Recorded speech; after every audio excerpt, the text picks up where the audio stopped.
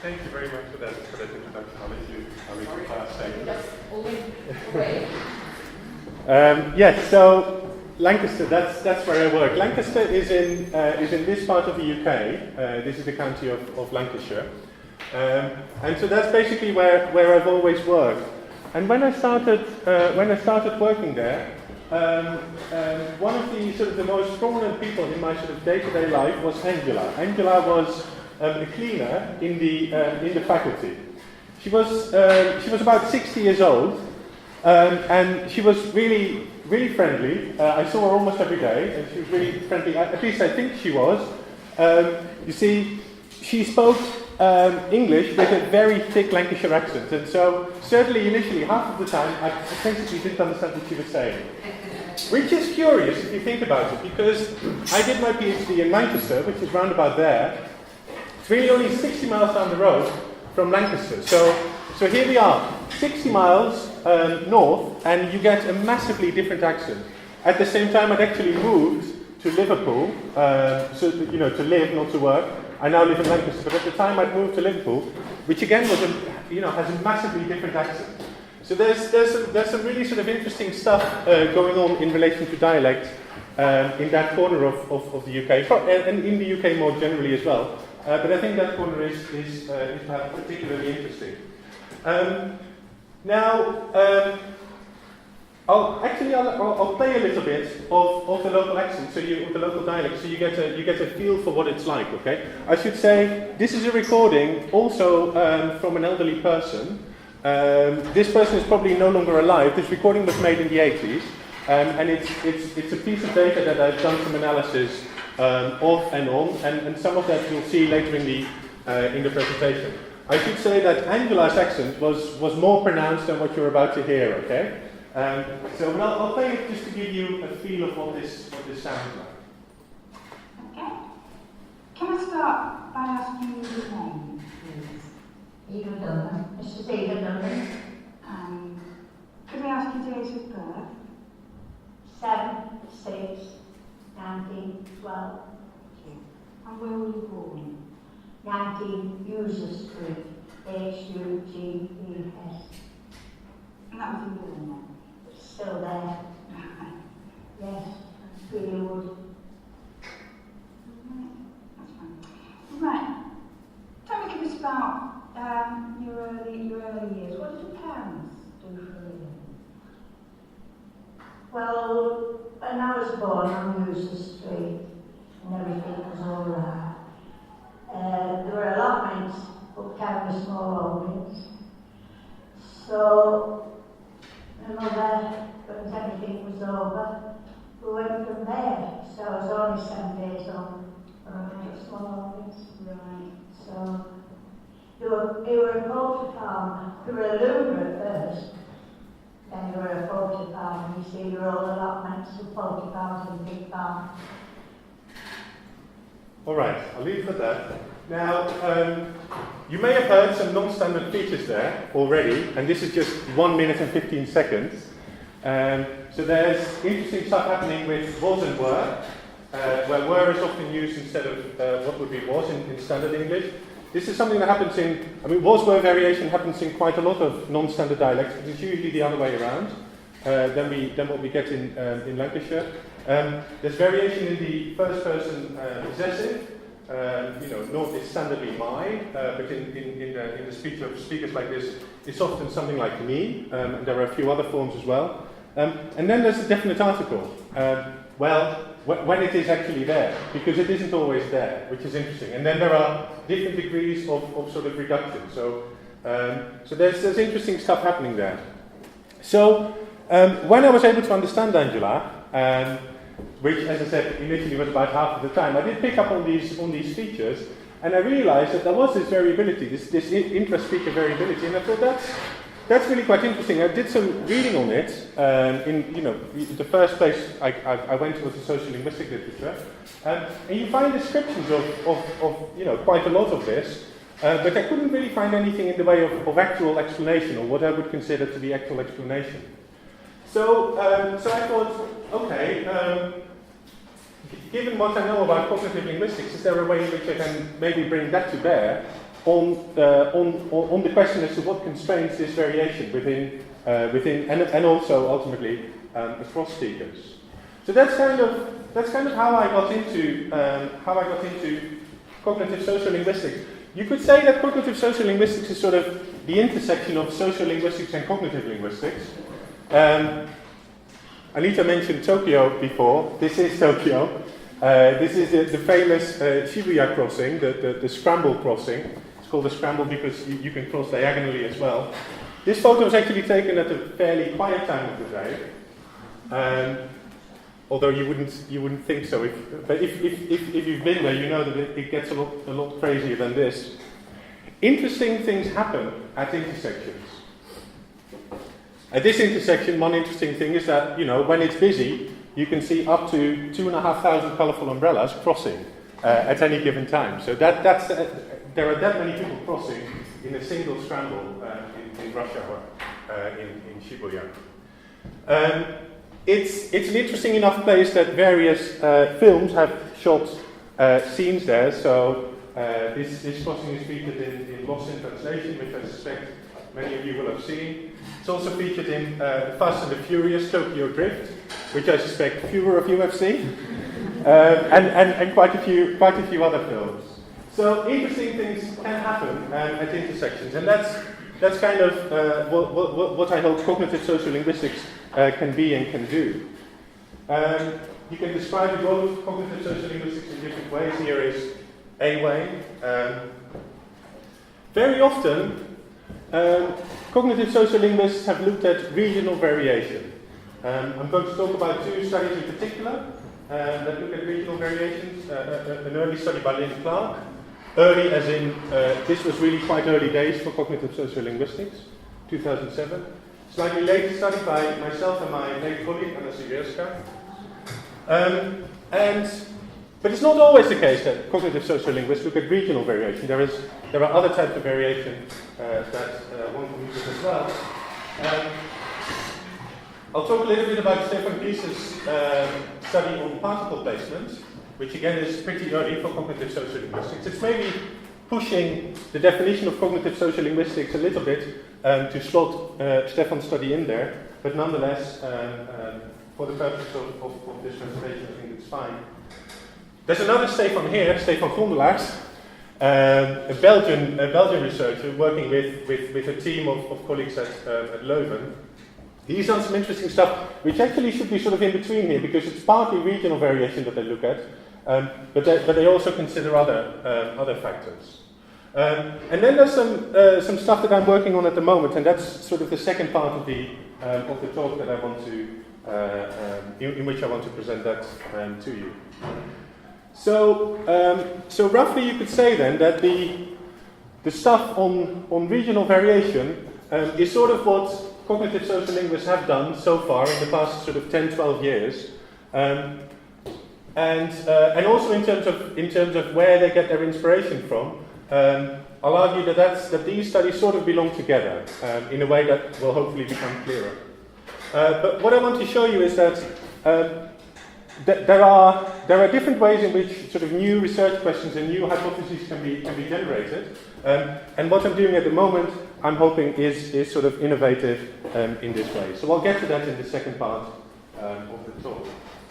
So just to kind of spoil some of the surprise, these are some of the main advances of cognitive sociolinguistics so far. So theoretically, there's certain things we've sort of gained from this. So some cognitive linguists have started to consider external factors and the linguistic construction of identity. Some sociolinguists have begun to consider the role of individual speakers' cognitive abilities and processes in the context of language variation.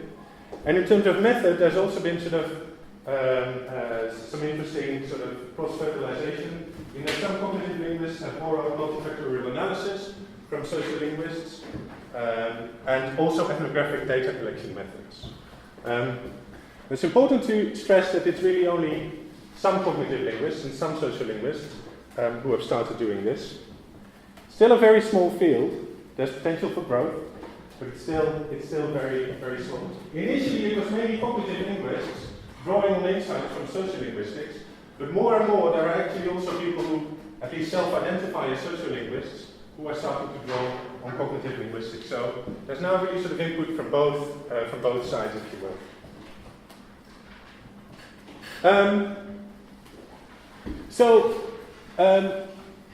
Just a sort of a first little illustration. In Stefan Gries's original study on particle placement, he didn't consider any external factors in trying to explain what governs the choice between Mary picked up the book and Mary picked the book up.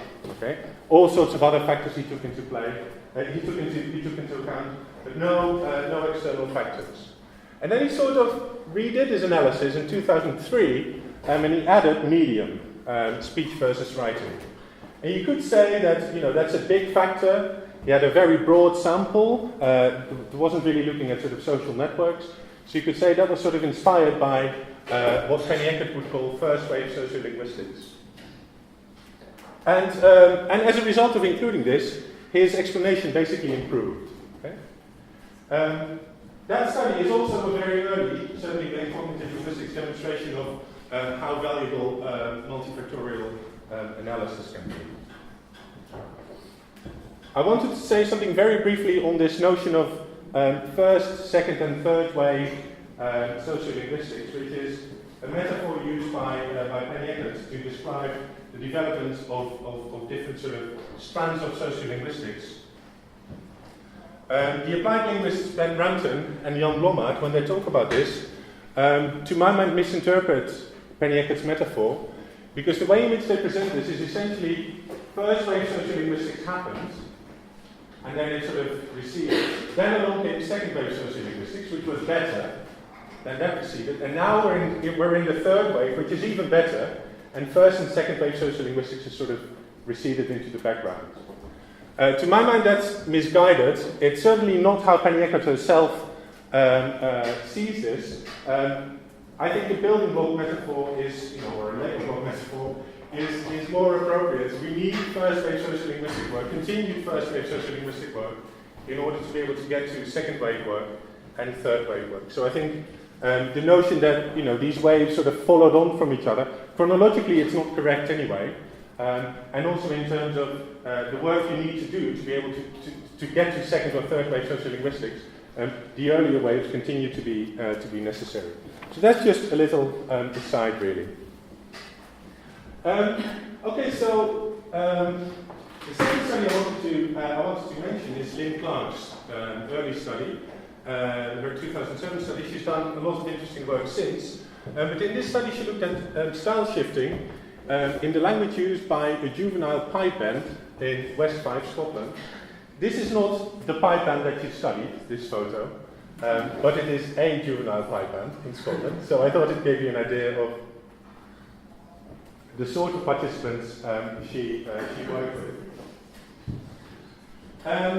So cognitive linguistics, as I think everybody knows, puts a lot of emphasis on bottom-up learning in language acquisition processes. The work of Mike Tomasello and many others since. And that really comes through in this work as well.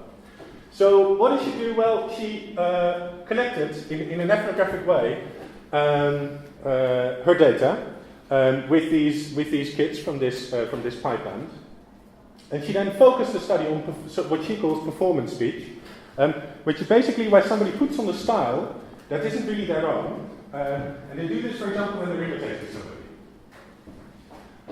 So for example, you get some of these participants playing around with a variation of between standard regional between the regional pronunciation of words such as out.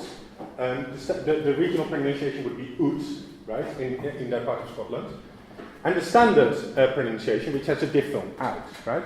So oot versus out, which is quite easy to represent orthographically, as I'll show you on the next slide. And basically what her data show, on a very sort of nice, fine-grained and concrete level, is how speakers get to associate certain linguistic features with their cognitive representation of the speakers. So between those features and the speakers, there's some sort of metonymic link. And I think her study of performance speech shows really how that works in detail, in actual concrete situations.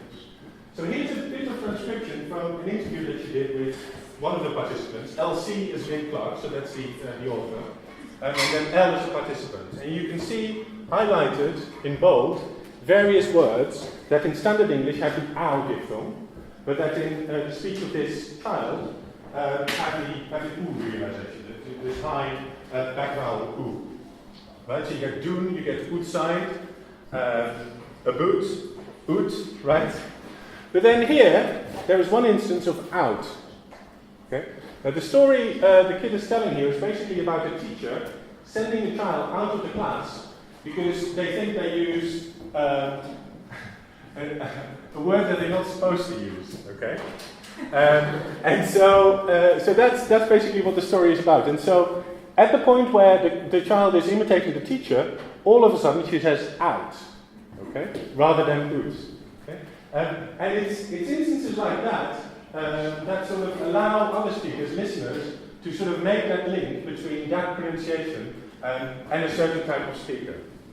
And it's this sort of analysis is only really possible if you take this ethnographic approach. You need to sort of embed yourself in this community and do this sort of really local data collection.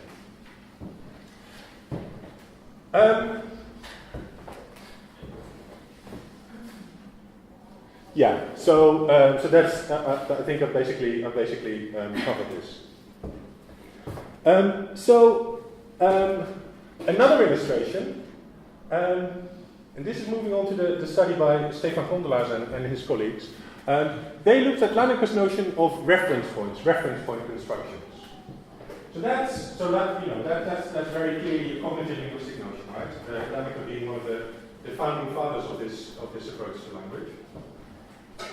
So what are reference points? Well, Lancaster basically defines them as something like constructions that describe entities that then facilitate cognitive access to other entities. So here's an example of this, right? Do you remember that surgeon we met at the party? His wife just filed for divorce. Okay? So the idea here is that the surgeon is a reference point. It sort of narrows down the things that the speaker is then going to talk about next. It makes access to his wife easier because the listener presumably knows or assumes that the surgeon is married. Okay? So that's what Lancaster calls reference points. Grondelaers and colleagues use this notion to explain something, a feature of Dutch grammar, both Netherlandic and Flemish Dutch grammar, that had really been troubling grammarians for a very long time. These are presentative constructions in Dutch that have a sentence initial adverbial, and when this happens, the verb and the subject are inverted. Okay? So the sentence initial adverbials are highlighted in red here. So in introductielokaal, in the newsroom, and in 1977, right? And then you get inversion of the verb and the subject. So you've got the verb there and the subject there, whereas normally you would get it the other way around. Now, the crucial thing here is that in some cases, in sentences like that, speakers introduce this little particle which is cognate with English there. Okay. The question is, what's it doing there? Because in some sentences you get it, in other sentences you don't. And so that's been really tricky for grammarians to account for. So Grondelaers and his colleagues basically use this. They draw Lancaster's notion of reference points, and they say, well, the adverbial in for in the newsroom, that's quite a good reference point in the sense that when you hear in the newsroom, there are only so many things that can reasonably be in a newsroom. Okay? You have a fair idea of the sorts of objects and the sorts of people you would expect to find in a newsroom. Now compare that with in 1977. If somebody starts a sentence saying in 1977, you know nothing yet, right? Because there's millions of things that could have happened and that did happen in 1977, right? Donald Trump got married to Ivana in 1977, right? Just as an example. So there's many, many things that can happen. So in 1977 is a poor reference point. In the newsroom is a good reference point. And so you know, they look at sentence after sentence after sentence, you know, a big sort of corpus study, and sort of arrive at the generalization that if there's a poor reference point, then the presence of is more likely. So in other words, what really does in sentences like this is it sort of sends a little warning to the hearer, basically something like, what you're about to hear is unexpected, is you know, can't reasonably be predicted, so pay attention, right? So that's what does. So a nice little illustration of how a notion from cognitive linguistics can be taken and can be applied in the context of language variation. A really tricky instance of language variation in this case. So we've seen that Gries, in his 2003 study, considered the value of external factors and started using, well, he had actually done that before already, but another illustration of the value of multifactorial analysis. Very common at the time, very common for a long, long time in sociolinguistics, but in cognitive linguistics, the early 2000s, that wasn't very widespread at all. Lynn Clark showing the value of bottom-up learning, drawn from cognitive linguistics. The notion of metonymy, again very prominent in cognitive linguistics. But then ethnographic methods, something common from sociolinguistics, second-wave sociolinguistics, introduced into a context where it links with cognitive linguistics. So very nice sort of two-way traffic going on there. I'll say something now about, oh yeah, and then there's the study by Grondelaers et al., looking at reference point constructions and also using multifactorial analysis. The Leuven group are big advocates of the use of multifactorial analysis. I'll now say something about a study I did with Hollmann and Siewierska that shows you the potential value of frequency effects and also the linguistic construction of identity. Frequency effects are something that, that's very well known in cognitive linguistics. The linguistic construction of identity is an idea taken from sociolinguistics, in particular third-wave sociolinguistics. So, this is a study on Lancashire dialect, which is why I played a little clip to you at the start. So a little bit about the region. Lancashire is a county with quite a lot of sort of historic market towns. This is Clitheroe, with Clitheroe Castle. This is Lancaster, so this is where my university is based. Lancashire borders on the Lake District, so you know we have that sort of natural beauty right on our doorstep. Another prominent part of Lancashire that I cannot omit, although perhaps I might want to, is Blackpool. Blackpool is actually really nice when you stand facing the beach. When you turn around, this is what you see. So part of the promenade is lined with these amusement arcades, which don't give me very much amusement. And then at the end there's a big amusement park called Pleasure Beach, which doesn't give me any pleasure. So that's Blackpool. That's part of Lancashire. But very importantly, a lot of Lancashire is rural. So there's a lot of countryside that looks like this. And traditionally, and that's something that I don't know how easy it was for you to follow the little clip at the start. Traditionally, farming in Lancashire includes small-scale farming, really quite small-scale farming, which is referred to as small holdings. Okay, so these are really sort of very small-scale farms. Lancashire has quite a strong sort of local identity.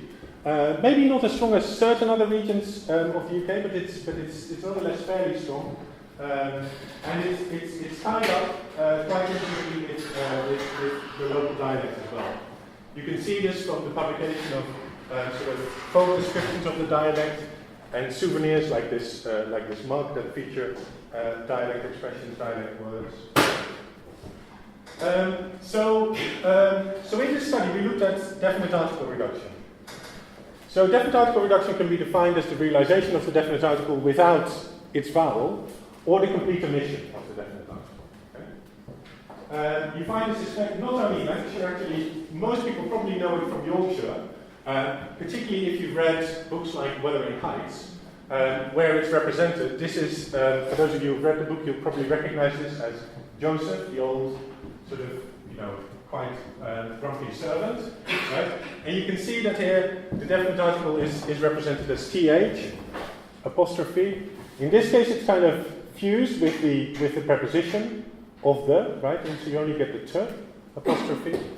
So it's represented quite regularly in literary dialect. This is quite a salient feature of Yorkshire dialect and also of Lancashire. Here's an example from Lancashire dialect. This means, hey, isn't the food great, right? Where you've got, it's not completely clear what this t is. If it's just the last segment of the negating bit isn't, right? Or if it's somehow also, to some extent, a definite article. But nonetheless, we can all agree that the definite article is reduced here, right? Reduced or completely omitted. So, what does definite article reduction sound like? Well, here's an example, because there is variation. So, I'll paint it for you, and you'll see that there's, in this case, you get a th realization and a glottal stop realization. Oh yes, yes. We were at primary school, Miss Riley. She were infants, you see, and then he went up into a big school. Okay. Oh. Next, here we get just a t. Go through Townley Park, and Mr. McKay was parkkeeper then. All right. Go through town. Yeah, that's enough. And here we get the glottal stop first, and then you get complete omission. No, it were nice because they had them big parks. Because we had them big parks in greenhouses up small roads, them big. Yeah, And then finally, here you can hear that sometimes the definite article is realized as it would be in standard English, so you get the full form. Hope you get into play. We used to have to set up early in the morning. Because like altogether it's a 2-mile walk. So, what's going on, right? We used to have to. Yeah. So we've got reduced forms, and then we've got 0, which you can say is sort of, that's maximum reduction, right? It's not clear to me whether there should be some sort of hierarchy between these three realizations in terms of degree of reduction. So in my analysis, I've grouped them all together as reduced. Okay, they're not as reduced as full 0; they're reduced. Okay. So this is a very variable phenomenon. You've just heard one speaker with all these different realizations. And in this speaker, if we analyze what she does, it's pretty much, 33, 33, 33, right? So the question then is, what constrains it? Is it perhaps phonology, right? And a sort of an obvious factor to look at. Well, just to summarize this, there is some influence of the flanking segments on the realization that the degree of reduction, so whether the variance is reduced or complete 0, doesn't seem to be constrained by the phonology. To the extent that we could shed light on this with the data that we had. Information structure then. In contexts where a particular noun is highly predictable, even in non-Lancashire varieties of English, it's possible to drop the definite article. If you're standing by a pool, somebody else who's just come out of the pool and who knows that the water's very cold can say, water's cold. Because the water is quite obvious, right? It's right in front of you. Okay? So the question is, does information structure play a role? Is in cases where the nouns are sort of highly given information, do we see more reduction than in cases where nouns are new? So we looked at that with two speakers in a lot of detail. In one speaker we find some evidence of this. In the other speaker, no evidence at all. Okay? So, Conclusion, information structure may play a role, but it's definitely not the whole story. Okay, now the cognitive linguist starts to ask questions. What about token frequency, right? Which we know has all sorts of effects in terms of language use and language structure. Actually, it's not only cognitive linguistics that sort of argues this. It's well known in the grammaticalization literature as well. Of course, there's an overlap between cognitive linguistics and grammaticalization literature, but they're not the same. So we know that high token frequency, one clear frequency effect, often leads to reduction. So we get in English we get I'm going to I'm gonna, to I'm gonna, to I'm. Okay? And if this sounds weird to you, Google it. It's so widespread that you can even find examples where people type this. Okay? So it's not just in speech. It's actually made its way into very informal, of course, writing. So so the question is, in cases where the co-occurs with something else very, very frequently, is it in those cases that we see most reduction? So I don't really want to go into the exact detail of the analysis, but essentially all I want to show you is that to some extent that works. These are the significant collocates of the full article in the first speaker that we looked at in detail. These are in the second speaker that we looked at in detail. But of course, the more interesting data are with the reduced article within the two speakers. You see just prepositions, right? And then the zero article, prepositions, but then small holdings, which has a frequency, the noun phrase, the small holdings, has a frequency of 0 in the spoken BNC, which is 10.5 million words. Okay? So there's a big question mark around that. What's going on there? Okay? So token frequency seems to play a role because we get quite a lot of reduction in prepositional phrases, of the, in the, and so on. And then small holdings, what's going on there? There's also a relatively high collocational strength of farm with the zero variant. It's not quite significant, but it's just below 0.2. So it's still a trend in the data. And of course, farm and small holdings are semantically very closely related. And as I also said, farming is locally extremely significant in Lancashire, has traditionally been and continues to be. So you could say, well, are the words small holding and farm may be very frequent in the speakers, in local speakers. And there seems to be something to that, but it still doesn't quite work.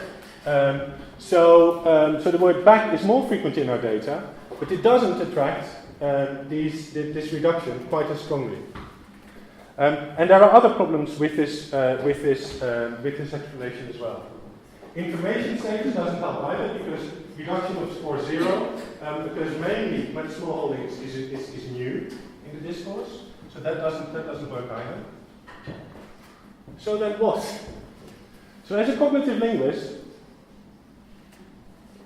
this is now the situation you're in. Your toolbox is basically empty. Okay? So here it occurred to us that what we could do is see whether we can borrow some insights from sociolinguistics. In particular, the possible connection between regional identity and local significance and local variance. So there's this interesting work by the sociolinguist Coupland, who's based in Cardiff, who looked at the phonological variable a in the accent of Cardiff, and he basically observes that in a lot of words that relate to elements of the local culture, it's pronounced as nasalized e, something like Cardiff, right? I can't do it very well. And so he argues that regional pronunciation and experience have a mutual, encouraging, symbiotic relationship, and that's kind of the sort of the possibility that we have in mind for definite article reduction with small holdings and farm. These are locally very significant phenomena, entities, aspects of life, and this is potentially a locally significant linguistic feature. So we get the two sort of working together. Okay, so cognitive sociolinguistics is informed by cognitive linguistics and sociolinguistics. And we see that both of them can sort of contribute different things. I've shown you examples of all of these. And these then ideally sort of feed back into cognitive linguistics and sociolinguistics itself. That's of course part of the reason why we do this. So then, so that's sort of how things are working at the moment. So what I want to do now is talk a little bit about what could we do now. Where could we go? And in order to answer that question, I actually want to ask, how did we get here in the first place? So what we've done so far is basically, you take an instance of variation and you look at that from a cognitive perspective or a partly cognitive perspective. So what we could do in new research is just pick new variables or new varieties and do a similar thing, right? Wash, rinse, repeat. Okay, and that's surely going to lead to interesting new insights. How do you pick new variables? How do you pick new varieties? Well, there's plenty of evidence around, sort of folk literature, souvenirs, and so on. Sometimes quite shocking folk literature. Common English errors in Hong Kong. Yes, really. But those are things you can go on to work out what might be interesting varieties and interesting variants, interesting features to look at. So that's fine. But what I'd like to suggest is that we can actually go a little bit deeper. So we've seen this already. Now, the fields of cognitive linguistics and sociolinguistics themselves have been informed by a range of sort of parent disciplines. Maya talked a little bit yesterday about the relation between cognitive psychology, cognitive science, and cognitive linguistics. And she had that interesting example of how perhaps anthropology could inform cognitive linguistics. So far it doesn't really, or it doesn't do that very much. Sociolinguistics informed by theoretical linguistics and anthropology. There's a dashed arrow here for a reason that I'll get to in a second. So what we could do is basically engage more with these parent disciplines and sort of see whether there's new questions and hypotheses that can emerge from that. So just as an example, cognitive linguistics is partly based on insights from cognitive psychology, such as schemas, prototypes, routinization, which Eva talked about yesterday, figure ground organization. The trouble is that a lot of the insights that cognitive linguistics is based on are now quite old. Okay? Eva's talk yesterday was an exception because the work she cited on routinization was recent. But if you look at the way in which cognitive linguists talk about prototypes, that's Eleanor Roche, right? So that's work from the 70s, and that's still cited. But cognitive psychology has moved on. Okay. Prototype theory has moved on, and there are alternative ways of looking at categorization. So are there implications of developments in this field for cognitive linguistics and by extension for cognitive sociolinguistics? I would say possibly yes. Sociolinguistics. Sociolinguists haven't always kept up to speed with developments in anthropology, and they've never made much use of sociology, which is kind of curious because it's called sociolinguistics. Right? Here you've got Joshua Fishman criticizing sociolinguistics for this very reason. Christine Mallinson has recently talked about social class in relation to more recent work in sociology, sort of problematizing the way that social class is construed within sociolinguistics. What I want to talk about briefly is social psychology. Social psychology was missing from my slide on parent disciplines of cognitive linguistics and sociolinguistics. The reason why it was missing isn't necessarily that it shouldn't be there, or that it oughtn't be there, right? I think it should be there, but it hasn't really. It's been a bit of a blind spot for many cognitive linguists and for many sociolinguists. So I want to look at that blind spot a little bit and look at one theoretical construct from social psychology, namely self-serving bias. Just briefly illustrate what the self-serving bias is. I'll play you a little video of the Liverpool trainer, Jurgen Klopp, an interview he gave after a game against West Brom 2 weeks ago, where Liverpool went 1-0 up, 2-0 up, but then West Brom came back, 2-1, 2-2.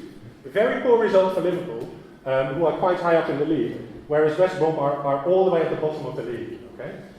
So here's what Jurgen Klopp had to say. So the question is, does he take responsibility for this as the trainer of Liverpool? I guess you can guess the answer. Jurgen, what's your assessment of today's game? Yeah, it's one of the cool things in a very difficult game on a very, very difficult pitch, because it was really dry. It's for the football playing side always difficult. We scored early and then a nice one in the second half.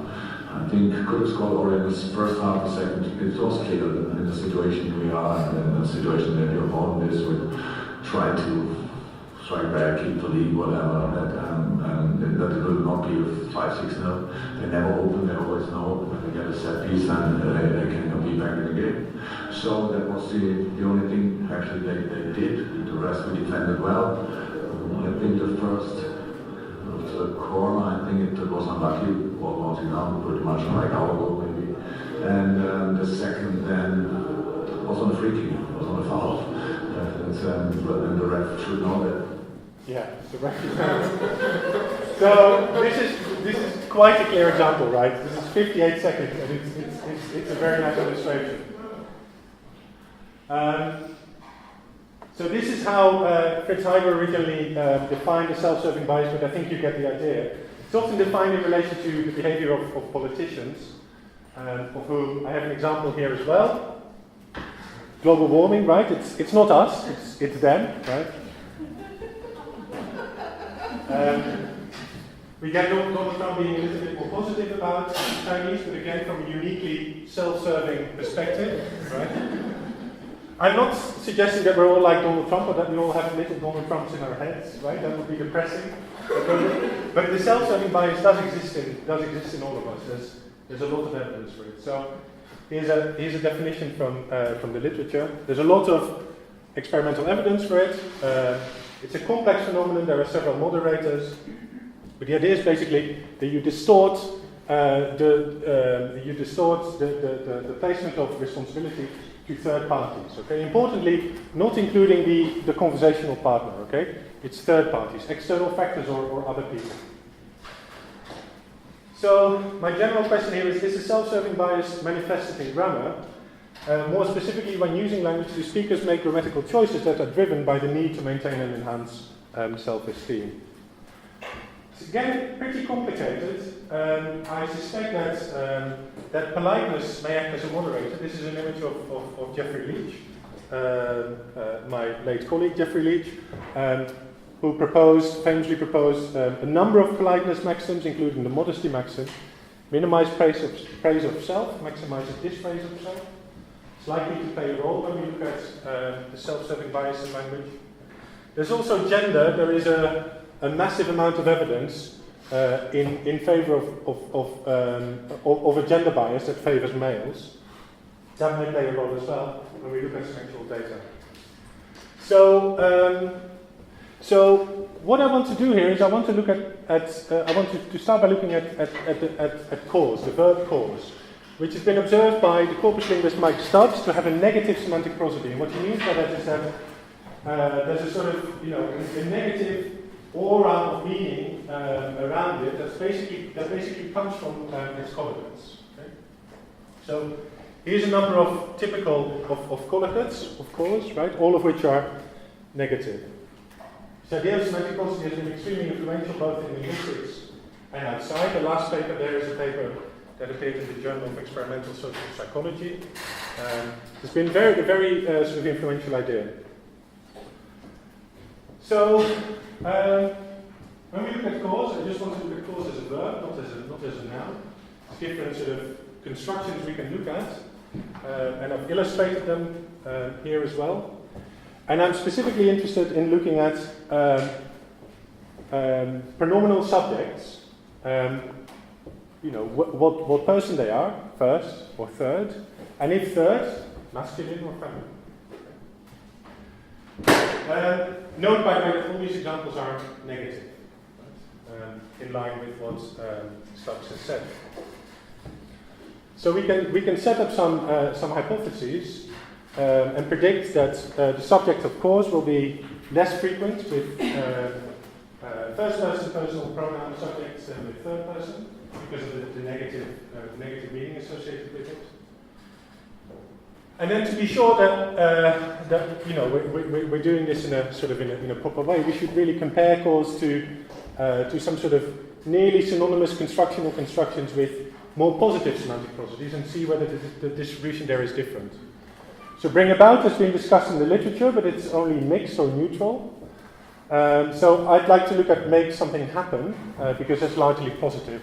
I've got evidence for that, which I can show you in a second as well.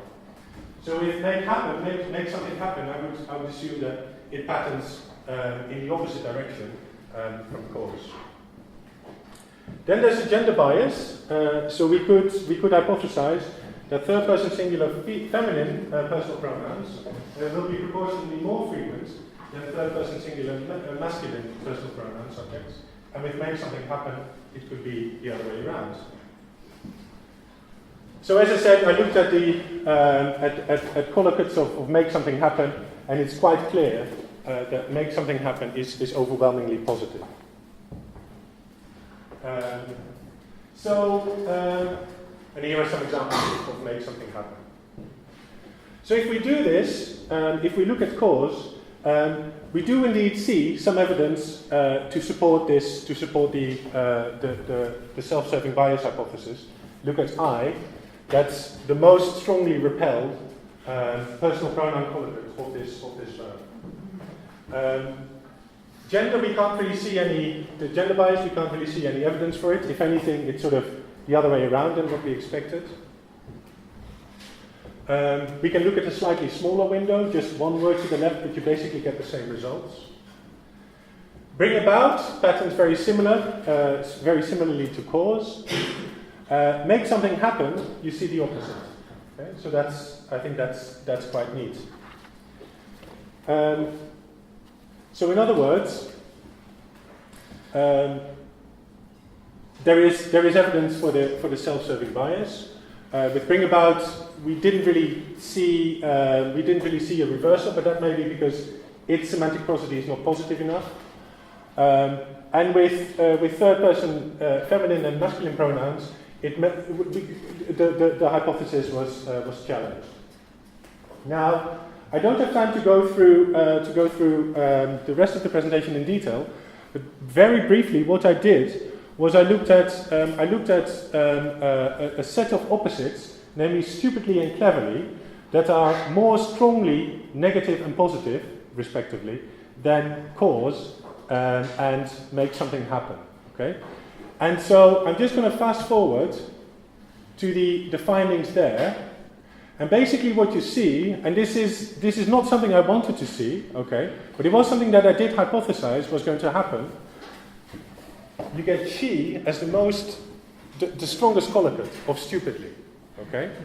Then you get I, so there is some evidence for the self-serving bias, but there's also a lot of evidence here for the gender bias, and only then do you get he. With cleverly, you only get he as a significant collocate. Then you get I, but this is just below 0.05 significance. She doesn't even show up. Okay. Often when we make hypotheses, we want them to be true because then we have a story to tell. In this case, I was sort of secretly hoping that this hypothesis would be wrong because it's so shocking. But there we are. This is what the data show us. Okay. So basically, what you get is a sort of three-way tug of war between the self-serving bias, the gender bias, and the modesty maxim. You get competing motivations, with the degree of salience of negative or positive meaning influencing the outcome. I have reason to believe that this is subject also to cultural influences. The modesty maxim, there is evidence that is culture dependent. There is also evidence that the gender bias may be culture dependent, and also the self-serving bias may also be culture dependent. Okay? So this tug of war is going to play out differently in different cultures. The question is how, right? That's something one could do research on. So you could generate new questions around this, new hypotheses. This may also be subject to change over time, right? What about the Me Too movement, right? Is that going to have an influence on how this works in future? It's possible that it will. It would be nice if it would, right? Question is again, will it? Okay. So more research questions that can be generated based on this. More stuff we can look at. So to conclude, regarding the self-serving bias, we can generate interesting research questions, come up with hypotheses that we can test. I've given you some preliminary evidence to support these hypotheses, but I think it's actually most important. The most interesting thing is that we can generate these new questions and these new hypotheses. Social psychology seems to have significant potential in terms of enriching our understanding of how language and cognition interact in the broader context of society. And so for the future of cognitive sociolinguistics, I think we would benefit from a constant re-examination of our roots, or what should be our roots in the case of social psychology, which has been largely ignored, as a very sort of powerful source of innovation. Thank you very much.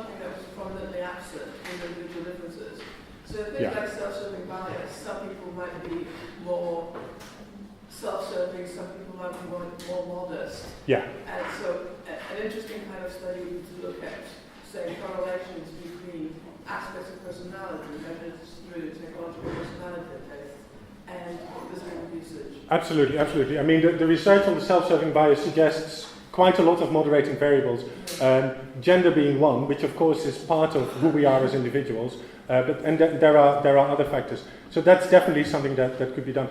With a large-scale sort of corpus-based analysis, like the BNC, where you don't have access to the participants, you couldn't do that. But of course, I mean that would be really nice. That would be great. Yes, thank you. Any other questions? Just one thing that we think about many of these theories and using that. My impression that when your dogs put in different sides suggests that, for example, the self-serving bias and the modesty maxim are to a degree sort of suggesting or one set of data might be seen as either supporting one or undermining the other, depending on which way you choose to go. So how do you go about being really sort of scientific there, again, not excluding our own opinions there? This is a bit. Yeah, it's difficult, and this whenever in sort of functional linguistics you work with competing motivations, you always run into this problem. I think I just talked about cause, bring about, make something happen, and then very briefly about stupidly versus cleverly. I've done this for a bunch of other expressions as well, such as do well or do poorly and do badly. Do a good job, do a bad job, do a poor job. I've also done it for works related to work, which have also been discussed by Stubbs as having positive or negative semantic prosody. So the word labour, for example, has a negative semantic prosody. Mike Stubbs asks himself whether the Labour Party knows that. But something like career and profession have more positive associations. So I think if we in the context of a talk like this, I can't talk about. I think that's at least something one can do. But thank you. Yeah, no, so you said make something happen. I was expecting it would be sort of I anyway, but then I didn't think you got you. Possibly. I mean, you. I didn't really. I didn't really look at it. Twofold, is that modesty maximal? It could well be. I mean, the literature on let's see, the literature on the so you will stop here, and that may well be. I mean, the literature on the self-serving bias doesn't really talk about the relation between the interviewee and sort of their interlocutor. It's very much about you as a person or you as a small group. In my other diagrams, I had we grayed out as well because the evidence there is a little bit less clear. But it doesn't really talk about sort of oneself against the person one is talking to. But there may well be something there. It's raising the other, but it's Yes. Yes. That's self-serving, because hopefully they'll praise you back. Yes. It's now machines on the third party, right? Yeah. So it's like a locutor and a collocator. Yeah, but You try to save your face and the collocator's face most of the time, right? Unless it's a quarrel. but it's. I think. Basically, there may be something going on there. It's just because the psychological literature doesn't really talk about the relation between the speaker and the interlocutor. That I didn't really want to focus on that. I think it makes it the modesty maxim becomes probably even more important in that relation than in the relation between just oneself and some external party who isn't even present. There's a lot of complicated stuff going on.